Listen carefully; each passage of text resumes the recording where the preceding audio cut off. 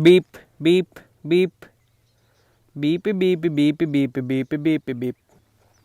Hearing a lot of birds. A lot of birds. This is a very sexy looking machine.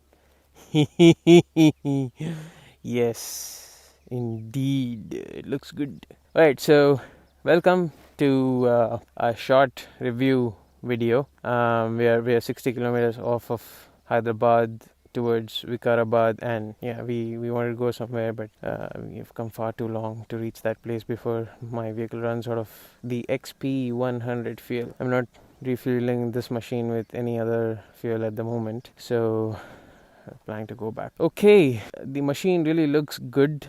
The vehicle looks amazing in person. We all had our opinions when the first picture of the front came out, probably December last year.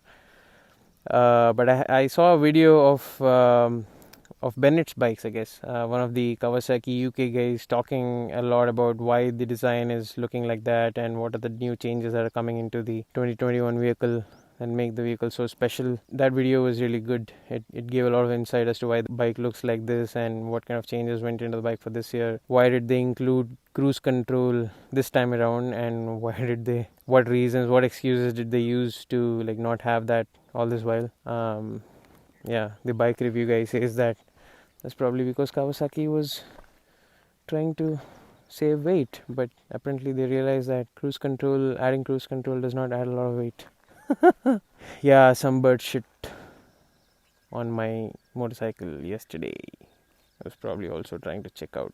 Yes, so right from the start. So what I'm doing at the moment is I'm waiting for the coolant temperature to come to 70 degrees ish. You hear a buzz. You're hearing a buzz. Yeah, that's because this happens. So what you're supposed to do when this happens is you're supposed to do that, and it's fine. But after a while, the sound comes up again. So I'm not sure what's really happening. I have to figure that out. As soon as you start the bike, you're supposed to have the coolant temperature come up till 70 degrees, because apparently that's when if you cold start, the RPM is at around 1800, 2000 RPM. But if you've read the manual recommends the idle RPM to be around 1100-ish. So for the cold start RPM to come down to 1100 RPM, you're supposed to...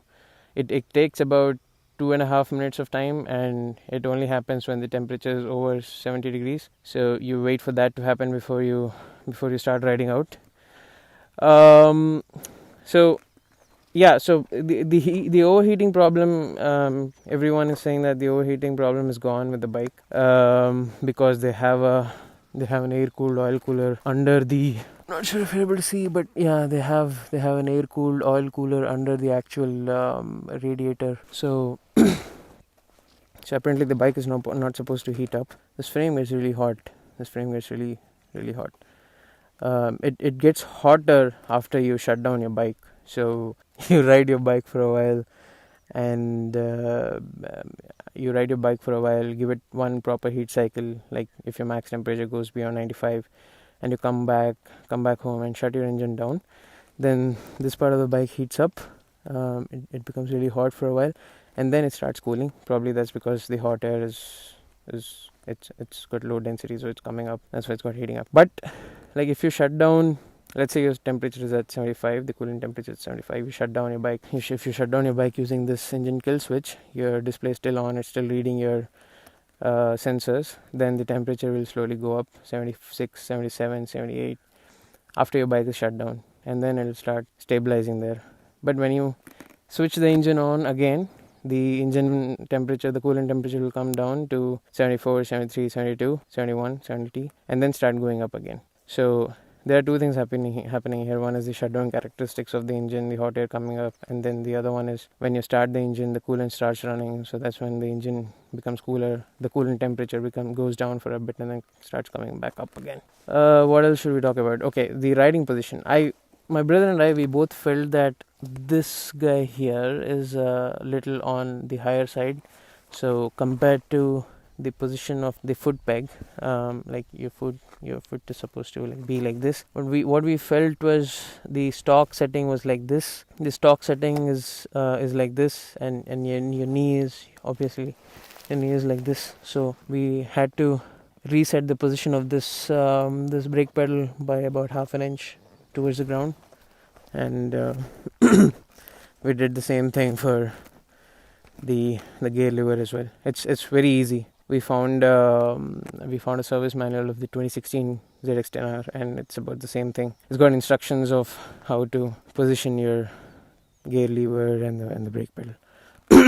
The bike has got shorter gear ratio for the first three gears, so I've observed that the old ZX-10R goes to 164, 165 in the first gear, but if you've seen my previous video, this bike only does 156 before the RPM limiter kicks in. I'll probably get some more if I get a chance to later tune the ECU and set the RPM limit a bit higher. I'm not sure if that's going to happen, but yes, that's what it is. Okay, so we have got a very sweet Kawasaki Rivermark logo here.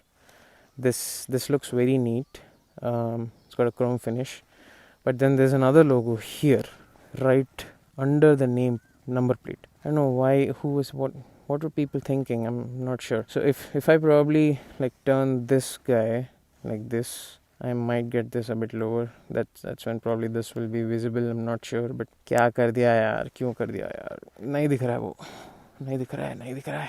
So this color has got a lot of international global praise.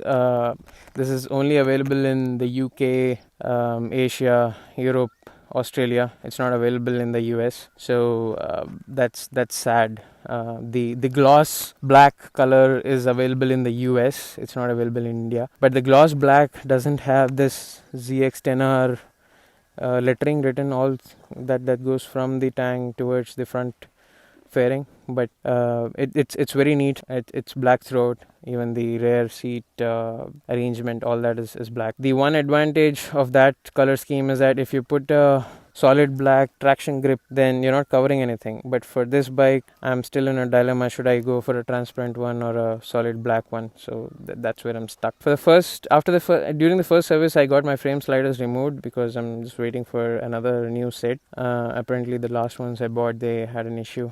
I'm just getting them corrected. The frame sliders and the fork protectors, get them installed. So yeah, these wings take air.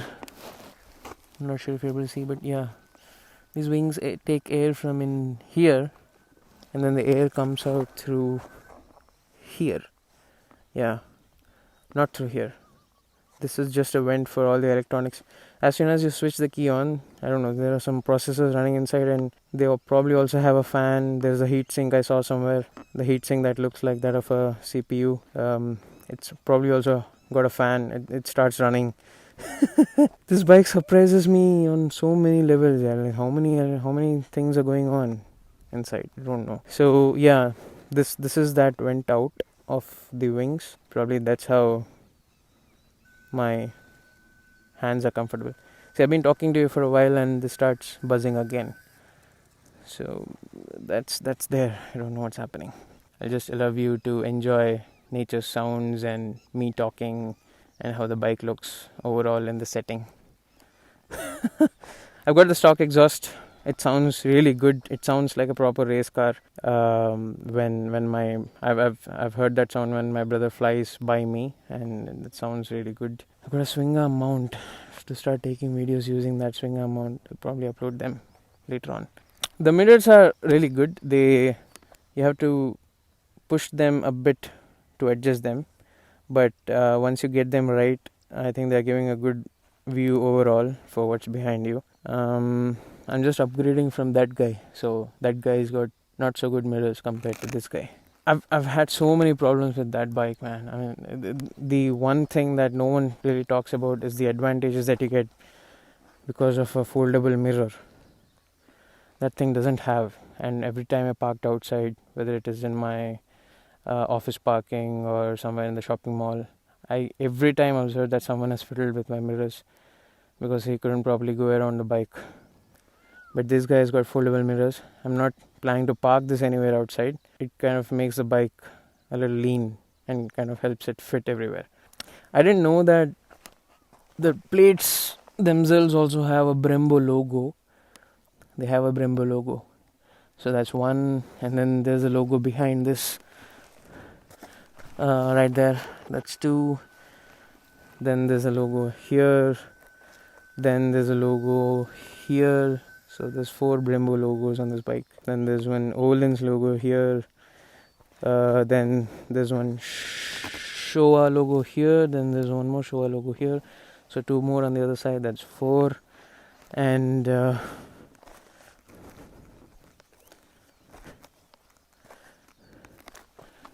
there's one more place here where the Showa logo appears. Yes.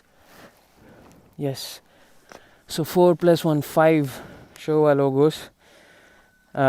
Those are the logos that we see. That those are the companies that KHI is working with to put this bike together. There's another iron company logo that's behind this exhaust that I'll probably not be able to show you now. But yeah, so this item here, this is outsourced. This is not made by KHI. This until here. So this piece, this beautiful looking exhaust is made by someone else. It's a metal fabricating company. And show yourselves, Peacocks, where are you? So that exhaust is not made by KHI. I'm getting a TST tail tidy and an integrated tail and indicator light for this vehicle. That's going to make this bike look much more awesome. Hope that doesn't void the warranty. I'm not sure. The bike is very pleasant to ride. It is much manageable. I'm not sure how the previous 10R rode, but I've heard that it's a proper overheating, not really manageable in the traffic kind of a bike. But I have put about 1200 kilometers on this already, and I've got some feedback saying that people don't usually put so many kilometers so early. So I'm kind of taking that as a compliment, because I've been riding this quite a bit in the traffic every day, early morning, late in the night, just trying to figure out how this performs in different conditions.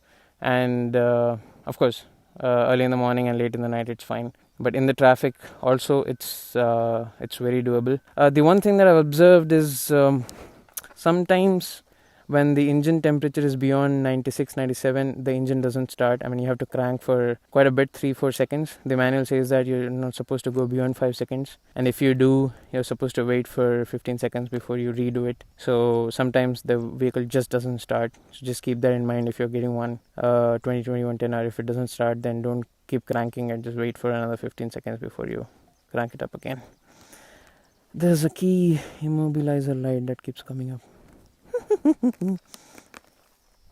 All right, and it's time for us to head back. It's very beautiful. My brother is having a picnic. Hello. Right, I'll give you another walk around.